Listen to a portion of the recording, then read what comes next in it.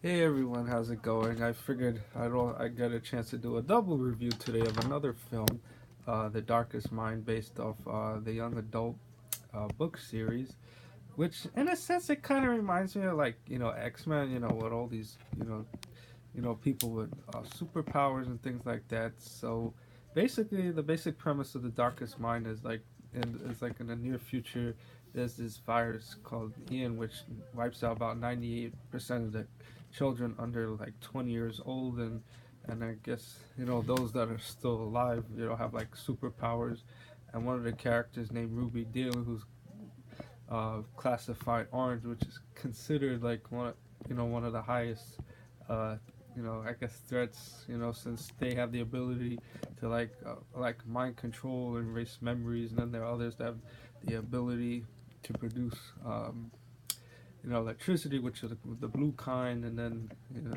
and there's the greens that are very intelligent. Of course, there's also the yellows and things like that. So you know, Ruby, ends up escaping from the camp, by the help of a doctor named Kate, who's against the, what the government is doing to these kids with powers and using them as pawns and things like that. And along the way, Ruby encounters, a kid named Liam, who has the ability to, Earth-like, projections and, you know, things like that. And then there's, of course, Chubbs, whose real name is Charles, almost like Charles Xavier, in which he's like, very highly intelligent. And then there's Sue, an Asian girl who has the ability to produce electricity and things like that.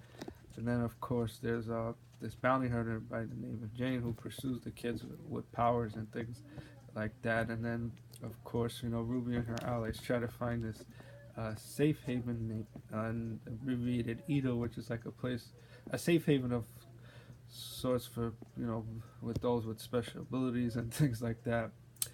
I mean, I would say the movie itself surprisingly wasn't bad, but to me, in a way, it kind of felt like a poor imitation knockoff of X Men because it kind of felt like a lot of the plot points, were rushed and things like that. Even though it did have likable characters like Ruby and Liam and Chubbs and Sue, and which I thought was one of the nicest parts to see. Uh, I guess a friendship of sorts develop between the four of them.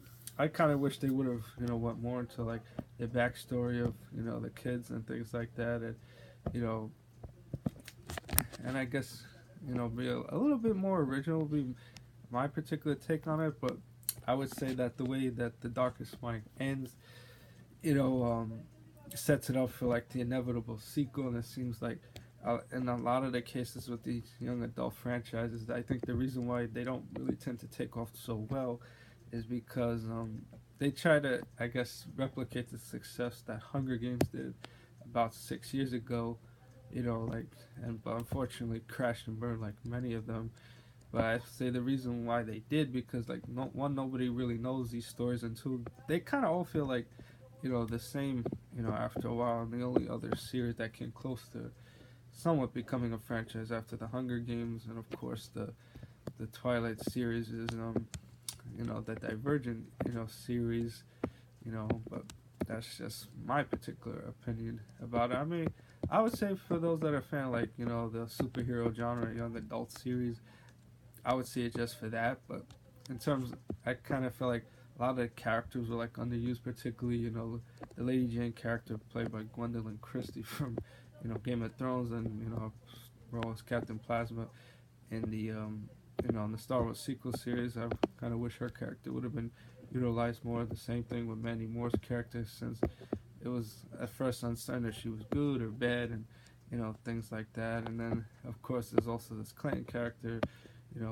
at first seems to be like one of those people that would help those with powers, but particularly has his own agenda and things like that. So like the movie for me was like a hit or miss. I mean, I would say it was good for what it was, and like I said, the way it kind of the way it kind of ended sets up the inevitable sequel if they decide to go along that way. So that would be my verdict on the movie. So I guess for those that want to see it, they feel free to do so, and that's just my particular case on it. All right, everyone. Thanks for watching.